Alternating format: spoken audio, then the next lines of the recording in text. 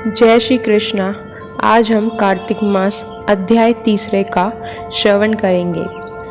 सत्यभामा, हे प्रभु, आप तो सभी काल में छाए हुए हैं और सभी काल आपके लिए एक समान है। फिर यह कार्तिक मास सभी मासों में श्रेष्ठ क्यों है? आप सभी तिथियों में एकादशी और सभी मासों में कार्तिक मास को ही अपना प्रिय क्यों कहते हैं? इसका कारण बताइए। भगवान श्री कृष्ण ने कहा, हे प्रिय, तुम्हारा प्रश्न बहुत अच्छा है और उचित भी है। मैं तुम्हें इसका उत्तर देता हूँ, ध्यान से सुनो। इसी प्रकार यही प्रश्न एक बार महाराजा वेद के पुत्र राजा पृथु ने देव ऋषि नारद से किया था, जिसका उत्तर देते हुए नारद जी ने कार्तिक मास की महिमा बताई और कहा, हे राजन, एक समय शंख नाम का राक्षस बहुत बलवान एवं अत्याचारी हो गया था। उसके अत्याचारों से तीनों लोकों में त्राही मच गई। उस शंख नामक असुर ने देवताओं पर आक्रमण करके विजय प्राप्त कर ली। उसके बाद उसने इंद्र आदि सभी देवताओं से अधिकारों को छीन लिया और स्वर्गलोक से निकाल दिया। असुर से छिपकर सभी देवता सुमेरु पर्वत की गुफा में छिपकर रहने लगे। जब असुर को इस बात का पता चला कि देवता बड़े आनंद से पर्वत की गुफा में आराम कर रहे हैं, तो उसने सोचा, जरूर कोई ऐसी दिव्य शक्ति है जिसके प्रभाव से यह स्वर्ग से वंचित होकर भी आराम से रह रहे हैं। और यह सोचते सोचते वह इस निर्णय पर पहुंचा कि वेद मंत्रों की शक्ति के कारण देवता बलवान हो रहे हैं। यदि उनसे वेद छीन लिए जाए तो वे शक्तिहीन हो जाएंगे। ऐसा सोचकर शंकासुर ब्रह्मा जी के सत्यलोक से शीघ्र ही वेदों को हर लाया। जब वह वेद लेकर जा रहा था, तब उसके डर से वेद उसके चंगुल से निकलकर भाग गए और जल में समा गए। शंकासुर से वेद मंत्रों तथा बीज मंत्रों को ढूंढने के लिए सागर में प्रवेश किया, परंतु ना तो उसको वेद मंत्र मिले और ना ही बीज मंत्र। तब शंकासुर सागर से निराश होकर वापस आया, तो उस समय ब्रह्मा जी पूजा की सामग्री लेकर सभी देवताओं के साथ भगवान विष्णु की शरण में पहुँचे और भगवान को गहरी निद्रा से जगाने के लिए उनकी स्तुति करने लगे और धूप दीप आदि से उनका पूजन करने लगे। फिर भगवान श्री की निद्रा टूट गई और वह देवता सहित ब्रह्मा जी को अपना पूजन करते देख बड़े प्रसन्न हुए तथा कहने लगे, मैं आपकी पूजा एवं मंगलाचरण से बहुत प्रसन्न हूँ। आप अपना इच्छित वर मांगिए, मैं अवश्य प्रदान करूँगा।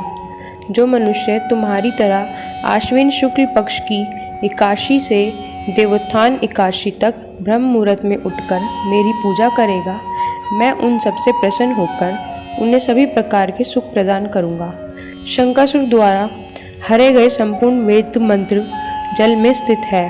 मैं सागर पुत्र शंकासुर का वध करके उन वेदों को अभी ले आता हूँ। आज से मंत्र बीज और वेदों सहित मैं प्रतिवर्ष कार्तिक मास में जल में विश्राम करूँगा। अब मैं मत्स्य का रूप धारण करके जल में जाता हूँ। आप सब देवता भी मेरे साथ जल में आइए। कार्तिक मास में जो श्रेष्ठ मनुष्य प्रातःकाल स्नान करते हैं, वह सब यज्ञ के अवृत स्नान द्वारा भली भांति नहा लेते हैं। हे देवेंद्र, कार्तिक मास में व्रत करने वाले को सब प्रकार से पुत्र, धन, गोत्र आदि देते रहना और उन सब की आपत्तियों से रक्षा करना। हे धनाधिपति कुबेर, मेरी आज्ञा के अनुसार तुम उन सबके धन धान्य की वृद्धि करना, क्योंकि इस प्रकार का आचरण करने वाला मनुष्य मेरा रूप धारण करके जीवन मुक्त हो जाता है। जो मनुष्य जन्म से लेकर मृत्यु तक विधि पूर्वक इस व्रत को करता है, वह आप सब लोगों का भी पूजनीय है। कार्तिक शुक्ल पक्ष की एकादशी को आप सब ने मुझे जगाया है, इसलिए यह तिथि मेरे लिए अत्यंत प्रिय है। हे देवताओं, यह दोनों व्रत नियम पूर्वक करने से मनुष्य मेरा सानिध्य प्राप्त कर लेता है। इन व्रत को करने से जो फल प्राप्त होता है वह अन्य और किसी जप तप से नहीं मिलता।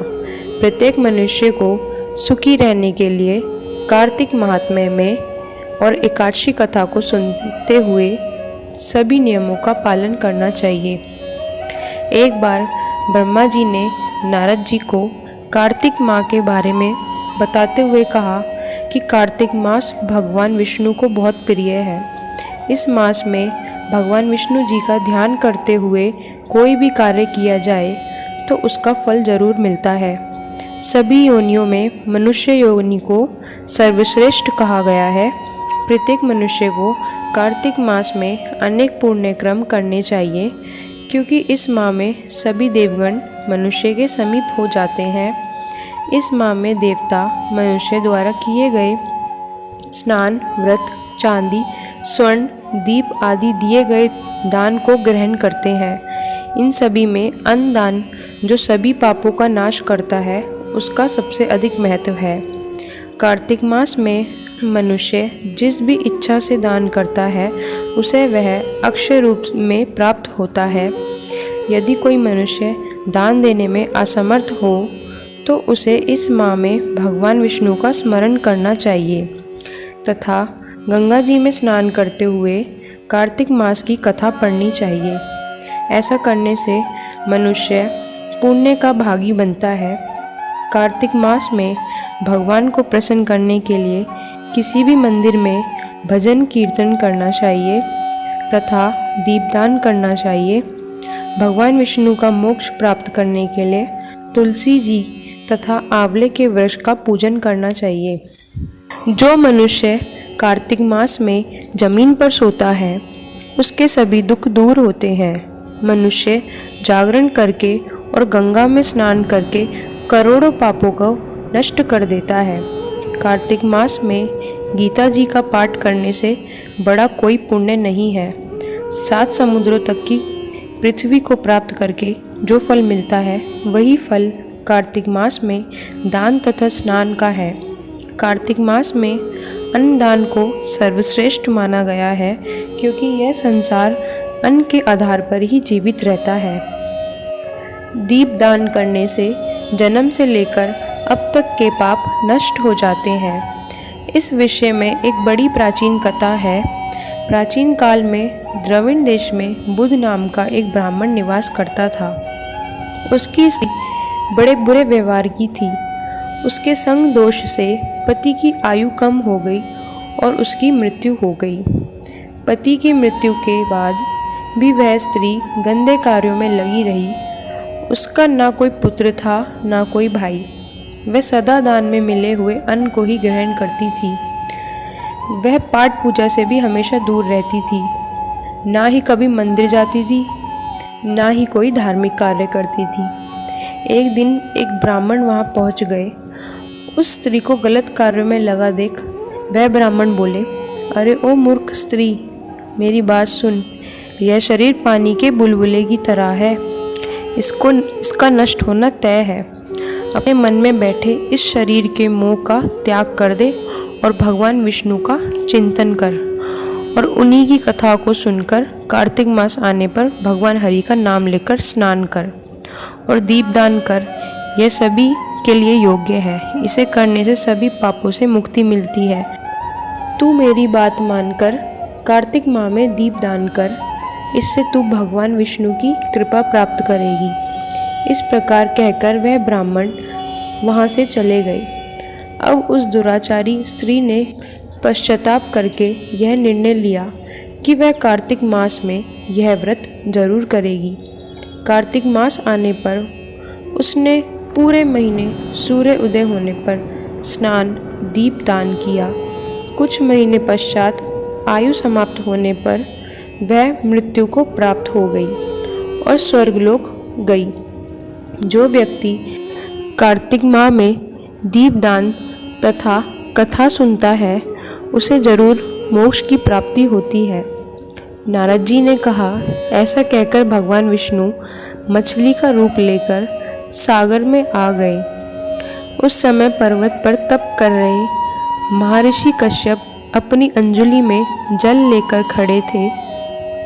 भगवान उनकी अंजलि में जाकर गिरे। महर्षि कश्यप ने दया करके उन्हें अपने कमंडल में रख लिया। मछली के थोड़ा बड़े होने पर महर्षि ने उन्हें कुएं में डाल दिया। जब वह मछली कुएं में न समा पाई तब उन्होंने उसे तालाब में डाल दिया। जब वह तालाब में भी न समा पाई तो उन्होंने उसे समुद्र में डाल दिया। वह मछली वहाँ भी बढ़ने लगी और फिर मत्स्य रूपी भगवान विष्णु ने शंकासुर का वध किया और शंकासुर को हाथ में लेकर बद्रीवन में आ गए। वहाँ उन्होंने सभी ऋषियों को बुलाकर आदेश दिया कि तुम सब जल के अंदर बिखरे हुए वेद मंत्रों की खोज करो और जितना जल्दी हो सके उन्हें बाहर निकालो। तब तक मैं सभी देवताओं के साथ प्रयाग में निवास करता हूँ।